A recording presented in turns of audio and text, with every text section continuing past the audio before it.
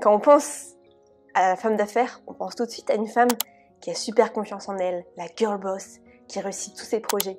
Et en fait, il y a cette idée reçue que ceux qui sont chefs d'entreprise sont des personnes extraverties avec une grande confiance, que c'est la majorité qui domine.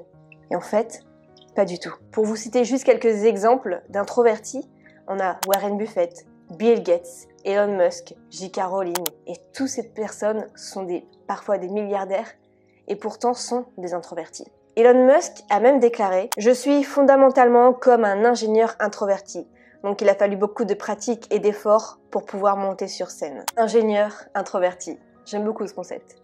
Il y a une étude récente même qui a étudié plus de 2000 PDG et ils ont prouvé que ceux qui sont introvertis sont justement ceux qui réussissaient le mieux. Donc d'un côté on a les introvertis, d'un côté on a les extravertis, mais d'où sort cette notion?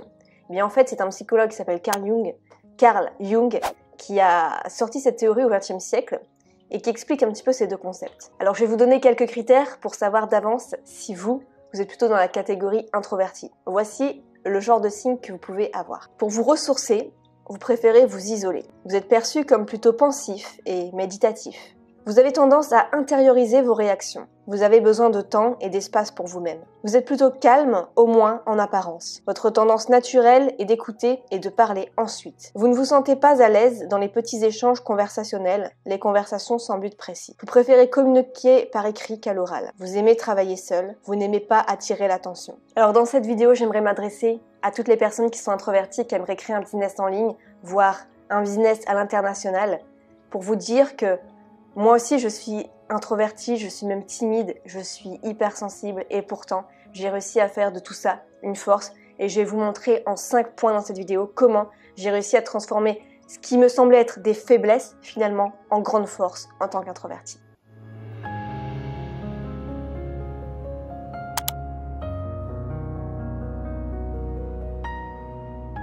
Le premier point, c'est que je n'aime pas tout ce qui est coaching. Je n'aime pas apprendre à connaître quelqu'un quand il faut appeler, quand il faut faire un zoom.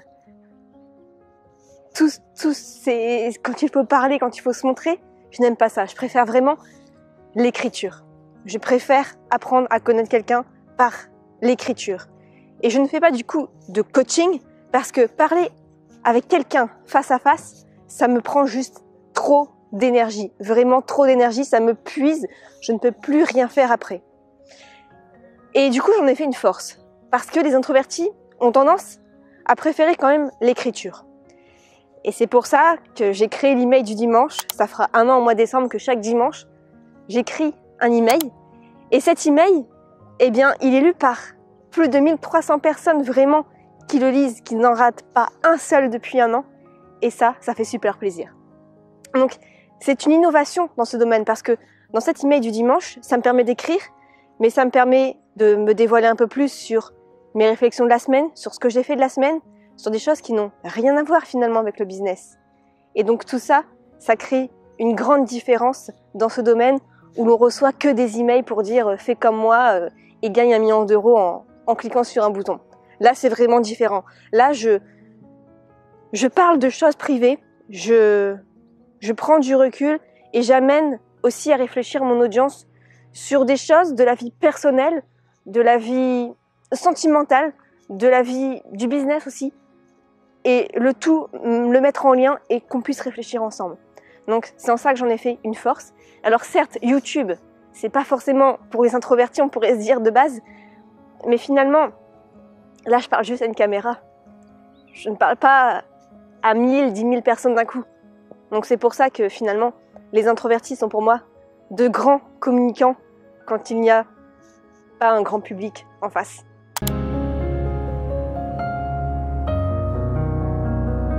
Et le deuxième point, c'est le réseau. Le réseau, je déteste en fait ce mot, c'est un peu par intérêt en fait. Se dire que dans le business en ligne, il faut travailler son réseau. Et moi, je déteste cette idée où on doit aller par exemple dans un séminaire juste pour élargir son réseau.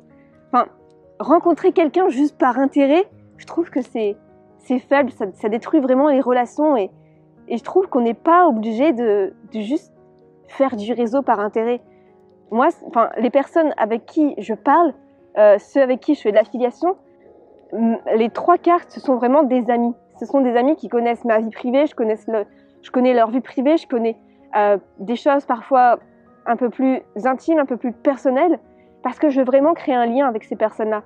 Je veux les connaître, parce que peut-être que finalement je recherche un peu les valeurs qu'ils ont derrière. Et je veux pas juste travailler avec quelqu'un pour travailler avec quelqu'un, pour juste faire 200, 500 euros, 1000 euros de plus, une fois, 2 fois, peu importe. Je n'ai pas envie de travailler ce réseau juste par intérêt. Et c'est pour ça que j'ai de plus en plus tendance à éviter les séminaires en présentiel, parce que beaucoup de gens finalement ne sont là que pour ça. Et moi, je préfère d'abord créer un lien déjà plus par écrit, comme on l'a vu juste avant, et puis vraiment mettre le temps de connaître la personne.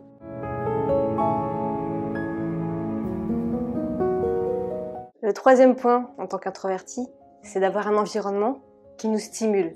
Moi, j'ai besoin d'avoir un environnement qui m'inspire, dans lequel je me sens bien, dans lequel je n'ai pas envie de fuir. Et c'est pour ça qu'en fait, j'ai déménagé pour un truc qui me correspond davantage. Parce que moi, ce qui m'inspire, c'est la plage, c'est la mer. Donc comme vous voyez, maintenant, j'habite vraiment collée à la plage. Et juste là, 30 secondes derrière, se trouve la mer. J'ai un petit chemin qui va par là pour pouvoir y accéder. Donc je peux travailler là-bas. Mon bureau, c'est devenu la plage. Et donc, quand on se connaît assez bien en tant qu'introverti, on peut avoir ce genre d'environnement qui permet d'avoir beaucoup plus de créativité et de se sentir bien. Et pour travailler, si vous êtes introverti, faites attention vraiment à votre environnement de travail. Mettez votre bureau près de la fenêtre, mettez des petites bougies qui sentent bon, de l'huile essentielle, de la musique, des musiques pour pouvoir faire des sessions de travail avec des hertz élevés. Tout ça, ça va vraiment favoriser votre environnement de travail qui vous correspond. J'ai testé le coworking, mais finalement, c'est pas un environnement où je peux contrôler l'ambiance. Et moi, j'ai besoin finalement de travailler seule, de ne pas être enfermée, de ne pas reproduire finalement quelque chose où je me sentais comme une salariée, comme une stagiaire. Je veux travailler à l'air libre, je veux travailler de chez moi, dans un environnement que je peux contrôler et pouvoir être concentrée. Et puis, voyez aussi, est-ce que vous préférez bosser le matin ou le soir ? La Miracle Morning, moi j'en ai déjà fait une vidéo là-dessus, c'est pas mon truc. Je déteste me lever tôt. Parce que finalement, quand je me couche plus tard, c'est là où j'ai les meilleures idées. Donc, j'ai pas envie d'être un robot. Je préfère faire aller à ma créativité. Et je préfère me lever vers 9h, 9h30 du matin et me coucher vers 23h, minuit, 1h du matin, mais avoir plein d'idées créatives qui vont sortir du lot. Et puis, faites des pauses. Vraiment, faites des pauses. Parce que c'est le calme qui va vous aider à avoir de meilleures idées. À pouvoir prendre du recul sur vos idées. Ne pas foncer tête baissée forcément. Faites un travail de 90 minutes et allez faire un tour à la plage ou en forêt.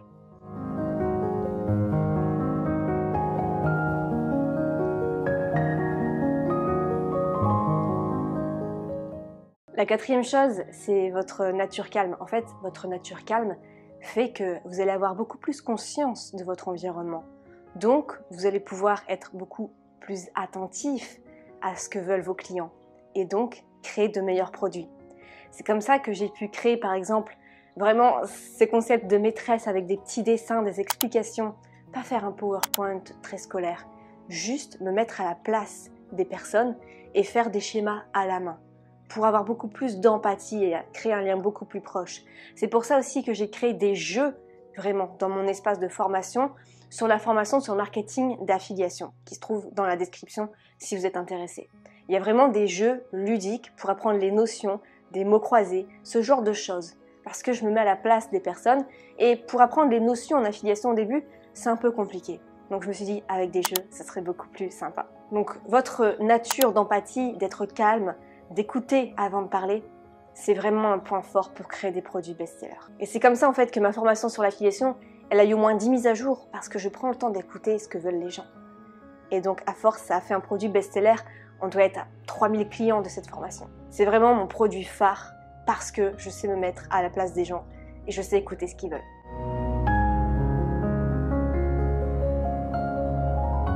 Et enfin, dernier point, à chaque personnalité son audience.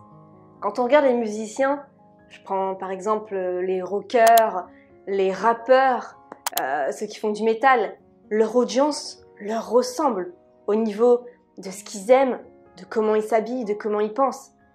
Et c'est vrai dans le domaine artistique, mais aussi dans le domaine des entrepreneurs. Quand je me rends à des séminaires, c'est assez marrant de voir que l'audience des séminaires, c'est que des prototypes un petit peu de l'entrepreneur. C'est des gens vraiment qui leur ressemblent en tout point. Vraiment, que ce soit au niveau physique ou que ce soit au niveau des valeurs.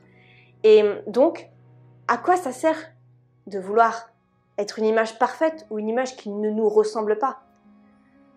Au début, même pendant des années, j'avais un rêve qui n'était pas le mien finalement. Moi aussi, je voulais faire comme les autres. Je voulais une grande villa, je voulais une belle voiture, je voulais montrer des gros chiffres. Mais tout ça, c'est pas moi en fait. Donc, j'ai dit stop à tout. Et maintenant, je ne cache plus cette nature d'introversion, de timidité. Parce que je me dis, ça peut être une force.